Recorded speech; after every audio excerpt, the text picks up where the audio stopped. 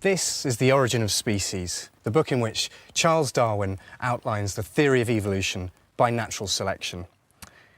But this copy is unique and totally priceless. This is the first copy of the first edition, the one that the publisher sent to Darwin himself, hot off the press.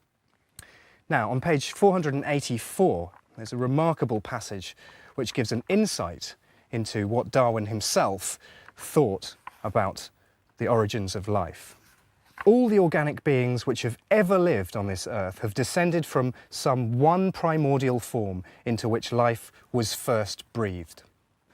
Now, this doesn't simply say that we humans have evolved from an ape-like ancestor. No, it goes much further than that. It suggested that all living things, from insects to elephants, from a hyacinth to a human, have evolved from one single common ancestor.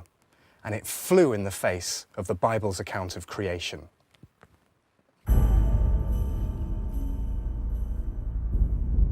At the time, Darwin didn't propose a scientific explanation for what created this original life form.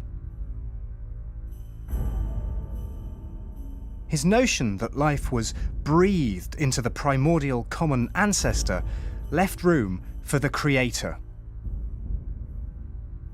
Yet Darwin's Origin of Species introduced one of the most important thoughts in science: that all life on Earth sprung from one single organism.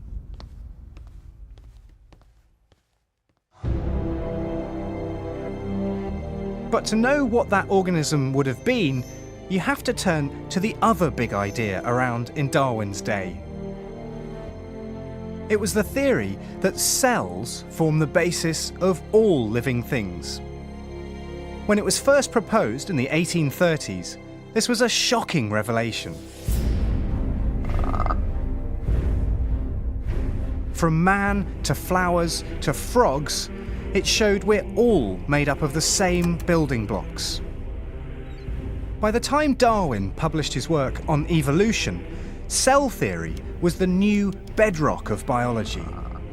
And crucially, scientists had shown that new cells are born only when existing cells divide.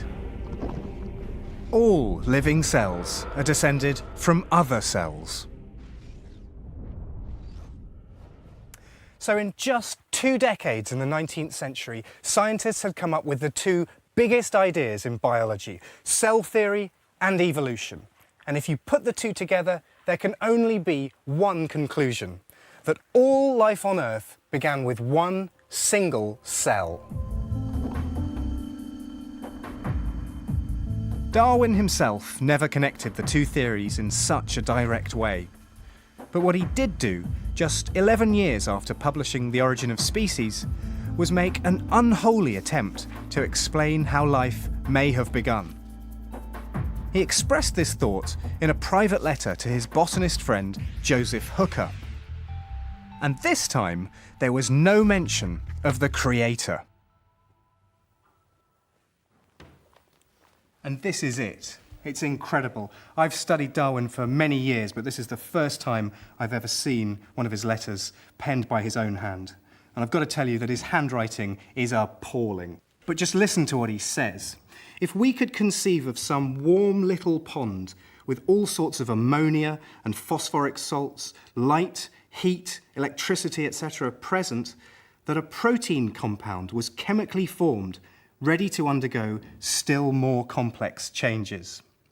So Darwin had done a complete U-turn. No sign of the creator. He was now suggesting that life on Earth began with chemistry. No wonder he stopped going to church.